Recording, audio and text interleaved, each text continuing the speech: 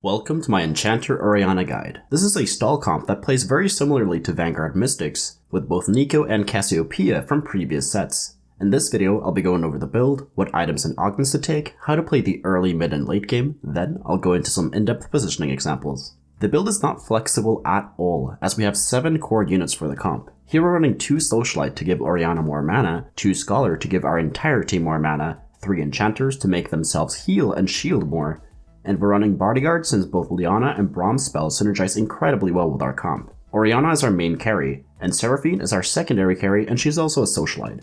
Janna is Scholar and Enchanter, plus her spell heals up our team a ton. Yuumi provides insane amounts of CC, and she is also a Scholar. Taric is both a Socialite and an Enchanter. This comp wins rounds by continuously healing up our team, and in the meantime the enemy team gets slowly taken down by spells from Orianna and Seraphine. The unit we put in at level 8 depends on what we need to further this win condition. One option is Lulu for 4 Enchanters to increase the healing and shielding to our team. Jin or Zillion for Clockwork can also work to give our entire team more attack speed and therefore more mana generation. Galio could replace Leona at level 8 to give us 3 Socialite if he is 2-starred. One important thing to note about this comp is that the strength of the comp depends on where the Socialite hex is. Since we need Orianna in the Socialite hex for the comp to function, we need it to be in a safe position. This means that if it's in the back 2 rows, you're good to go, but if it's on the first or second row, you might want to consider playing something else, as Orianna will be in a lot of danger there. I will go more in depth on other ways we can change this board in the late game part of the video. Usually you want to get 3 items for our carry first, but for this comp, getting a Morello is the most important item. Since this comp wins by stalling, we will not be able to do that if the enemy team is healing up their carries. Therefore, anti-heal is core for this comp, and Morello is the best item as we can put it on either Yuumi or Seraphine for a gigantic area of effect. Sunfire on Braum or Leona can also work, but this will not be able to get to the backline. And no, these items do not stack Grievous Wounds and Burn, and multiple Morellos doesn't stack either. Once we have acquired a Morello, we want to make items for Orianna. She has one core item, and that is a mana generating item. This wants to be either Rageblade or Spear of Sojin, both work fine. Since Orianna has 140 mana, we need a mana item so that she can cast more often to actually get damage into our team. The second item wants to be a damage item. This wants to be either Archangels, Deathcapped, or Jewel Gauntlet. This is to make sure Orianna has the potential to be a threat, and also with some damage items she will one-shot people with her spell. The third item wants to be another damage item or a mana generating item. This wants to be Deathcap, i.e. if you made Jewel Gauntlet, Rageblade, Sojin, another Archangels, Giant Slayer, or Jewel Gauntlet if you haven't built it yet. One thing to note is that Orianna's spell scales with AP, and the AP scaling increases both the damage from her spell and the size of her shielding. In addition, since Socialite gives her 20% more damage, raw AP builds are better than crit builds on her. As our team doesn't get bigger shields from the crit her spell will deal, and we already have multiplicative damage through Socialite. Keep that in mind, but don't sway away from making IE and GG if you have the option to, as we can't be too greedy with our items in every game. Tank items are not super necessary as we get a ton of healing on our tanks from our team, but you can put tank items on Braum if you get many defensive components. The best ones are Zezurot, Bramble, Warmogs, Dragonclaw, Stoneplate, and Redemption. Other great items for this comp are Banshee's Claw, Chalice, and Seek's Herald on Janna to further increase our team's healing and mana generation. Ionic Spark on our frontline is also great to increase our damage, and also to gain another source of damage. Static Shiv can also be good to shred magic resistance of the entire enemy team to buff up our damage even more.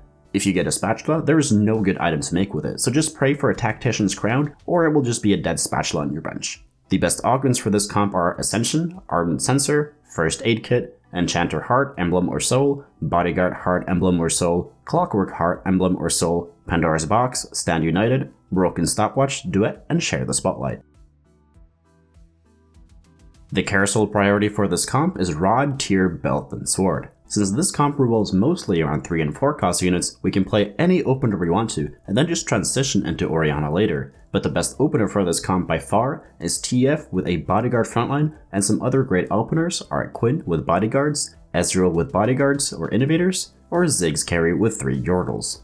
Once we have found our comp, we need to make items, and as a general rule, we want to make an item if we have 4 or more components. Some good items to build in the early game that transition well into Orianna late game are Morello, Sojin, Jewel Gauntlet, Chalice, Bramble, Declaw, and Static Shiv. Your early game strategy will depend a lot on how good your opener is. In some games you play for a loss streak, and in some games you play for a win streak. If you want to learn more about how to play the early game, check out my guide where I go in depth on that subject.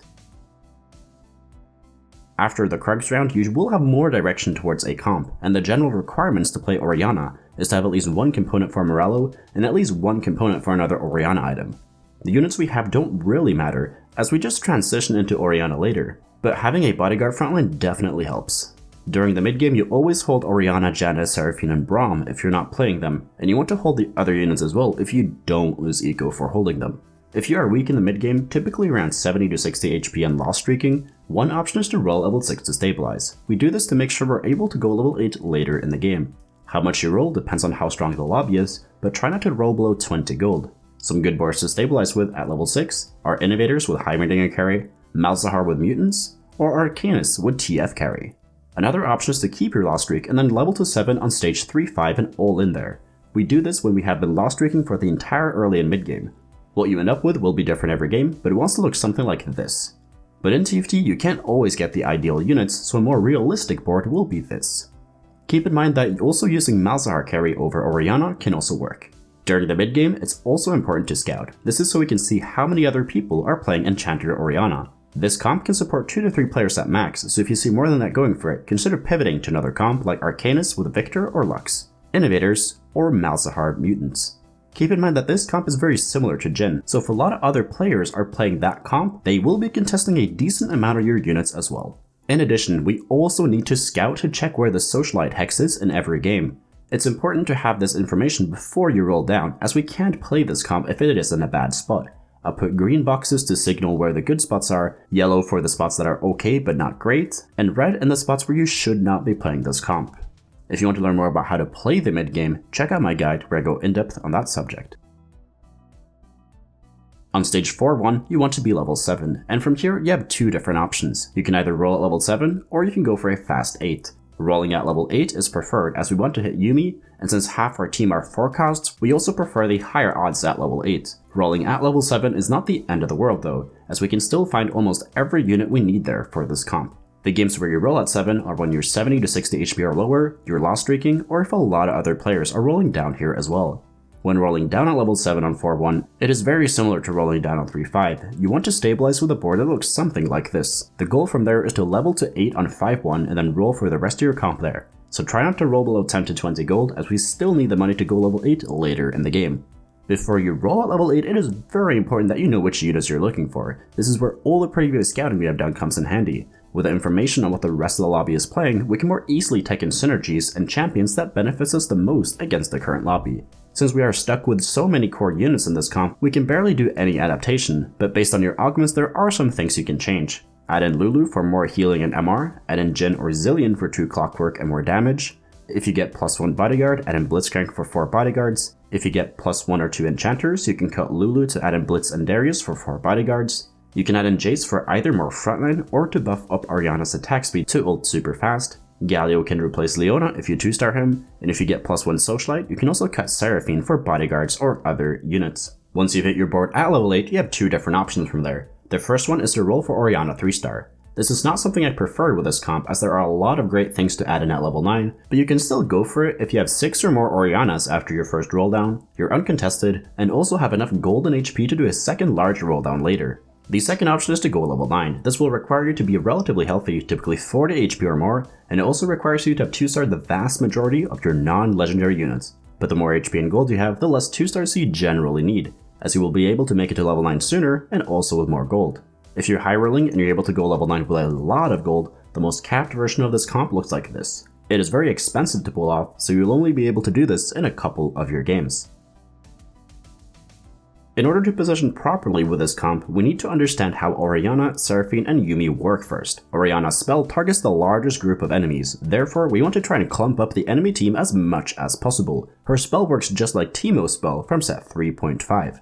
Seraphine also targets the largest group of enemies, so that is yet again another reason to clump up the enemy team as much as possible. Yuumi targets the farthest away with her spell, therefore we want to make sure that she will hit the largest clump of enemies with her spell to further increase the amount of CC this comp puts out.